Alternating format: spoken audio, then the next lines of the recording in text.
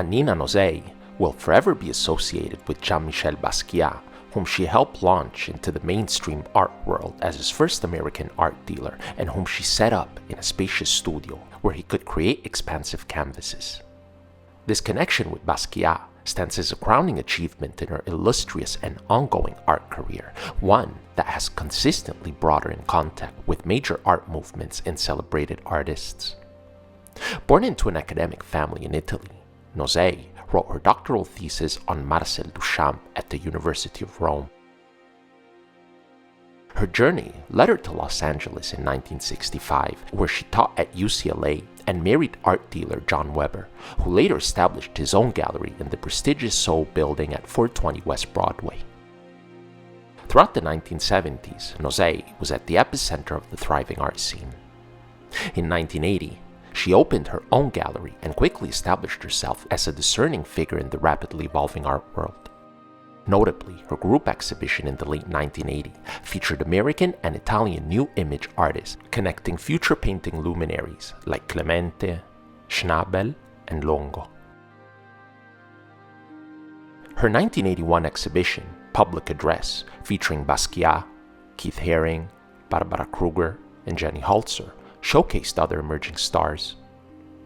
Always astute in recognizing international trends and committed to promoting women artists, Nosei was among the first American galleries to exhibit artists like Gada Amer and Shirin Neshat, leaving an indelible mark on the art world.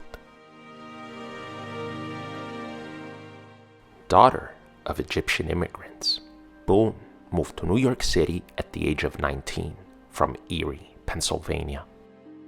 In 1977, she opened Mary Boone Gallery in Soho, which quickly rose to prominence by exhibiting new painters associated with Neo-Expressionism and with her first two artists, Julian Schnabel and David Salle, becoming internationally known. In 1982, Boone was named the new queen of the art scene by New York Magazine. She would go on to play an important role in the New York art market and shaping contemporary art in the 1980s. The Swiss art dealer and collector Bruno Bischofberger partnered with the gallery and mounted early shows featuring the painter Jean-Michel Basquiat, who would join Boone's gallery in 1984 after his solo show there. Boone, at that point, was showing the rising stars Jean-Michel Basquiat, Francesco Clemente, and with her then husband, the powerful, if reticent, German dealer Michael Werner, Sigmar Polke, and Georg Baselitz, among others. In 1987, the American conceptual artist Barbara Kruger became the first woman artist to join the gallery, proving that Boone was adept at keeping an eye on the pulse of contemporary art and its predilection for deconstructivist appropriation at the time. The gallery played a significant role in the development of the art market in the 1980s. Boone was one of the first dealers to require waiting lists for collectors to buy works not yet produced. In the early 2000s, Will Cotton, Tom Sachs, and Inka Essenhai joined the gallery's roster. Boone is regarded as one of the most successful art dealers of her generation. Helen Weiner was a significant and influential figure in the New York art scene of the 1980s, known for her pivotal involvement as an art dealer and gallerist. She co-founded the iconic Metro Pictures Gallery in 1980, along with Janelle Reiring, and their partnership would leave an indelible mark on the contemporary art landscape. Throughout its early years, Metro Pictures was the foremost platform for the pictures generation of artists who would soon conquer the American art scene and beyond. Among them were Cindy Sherman, whose provocative and thought-provoking photographs challenged traditional notions of identity and representation, as well as Robert Longo, known for his impactful Men in the City series, and Laurie Simmons, who explored issues of gender and identity through her evocative works. Artists on the roster included also Louise Lawler, known for her witty and insightful photography, and Richard Prince, who gained notoriety for his rephotography of existing advertisements and pop culture images. Helen Weiner's role as a curator and her astute eye for emerging talent were instrumental in shaping the trajectory of contemporary art during this dynamic period. Her dedication to promoting innovative artists and unconventional artistic forms contributed significantly to Metro Pictures' status as a seminal institution.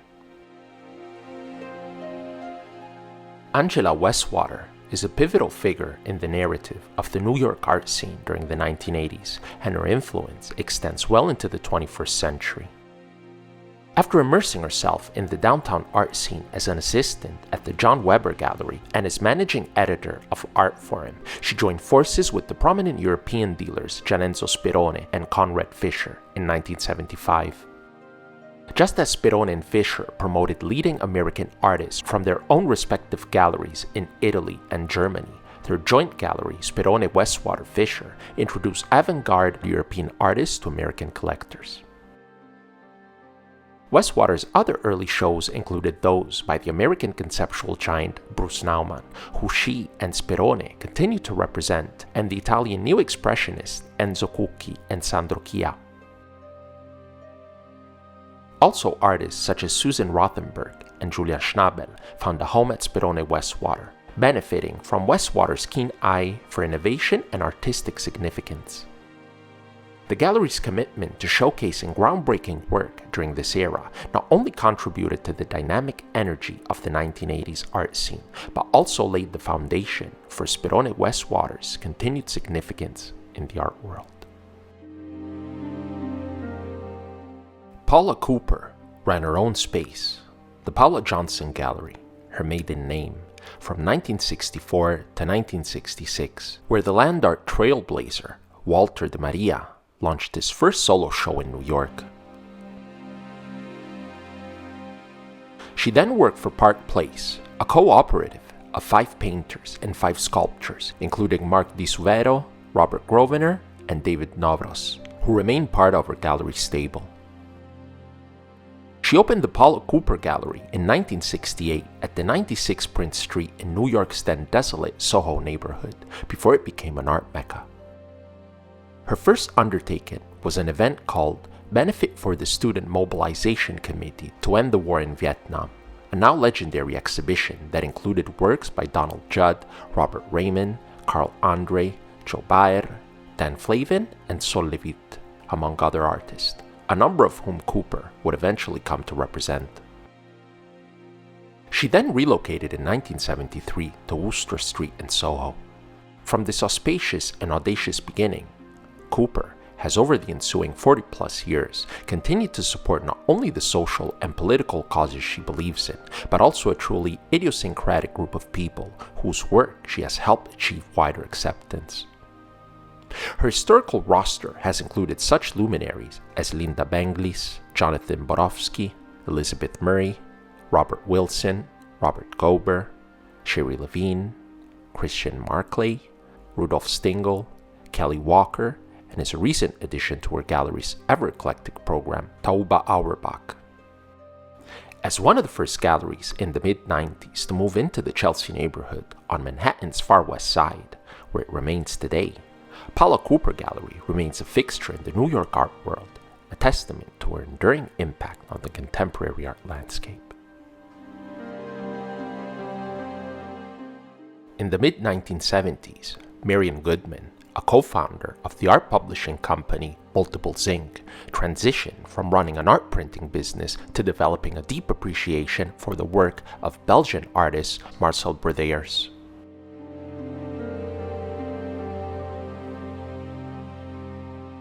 Despite her efforts to find the gallery to represent him in the United States, she ended up opening one herself when no one else would. Miss Goodman, a New Yorker with a family background in art collecting, established her gallery on East 57th Street when she successfully curated a roster of renowned European artists. Her stable includes notable figures like German painter Gerhard Richter, who recently exhibited at the Museum of Modern Art, and German photographer Thomas Struth, who had a retrospective at the Metropolitan Museum of Art in 2003. Originally aspiring to secure a curatorial position after earning a master's in art history from Columbia University, Ms. Goodman encountered gender-related challenges in that field at the time. However, she persevered and has since become one of the most influential art dealers globally. Marian Goodman's gallery now represents over 40 artists and estates, both from the United States and around the world, featuring names like Christian Boltanski, Marcel Brodeurs, Maurizio Cattelan, and Giuseppe Benone, among others. Thanks for watching.